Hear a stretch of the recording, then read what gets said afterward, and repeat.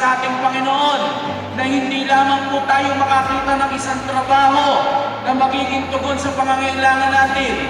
Makakita rin sana tayo ng trabaho na magiging tahanan natin, sapagkat napakasarap pong magtrabaho kung ikaw ay gumagalaw na parang na ikaw ay nasa sarili mong tahanan. Kailangan po ng ating Vice Governor na kinikiman po tayo palagi na nakahanap ng trabaho ngayong araw.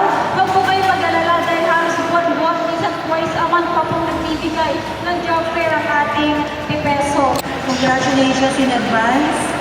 Good luck. Sana po ay lahat kayo ay matanggap ngayong araw na ito. We are looking forward to always support and give opportunities not just to Maloleños but to the whole community of Bulacan.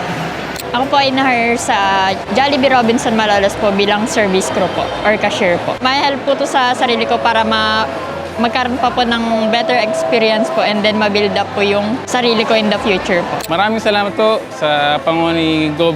Daniel Fernando dahil po sa ganitong mga job fair po ay natutulungan po ang mga kababayan natin na kabataan na magkatrabaho at yung mga wala pa pong trabaho mabibigyan pa po ng opportunity na magkatrabaho. Una po, thank you po kay Lord and salamat po sa company po na tumanggap po sa akin at kay Governor Daniel R. Fernando po at kay Vice Governor po. Thank you din po sa PPESO po dahil dito po sa job fair po na to, hindi lang po ako yung matutulungan, pati din po ang iba't ibang tao po na nangangailangan po ng trabaho.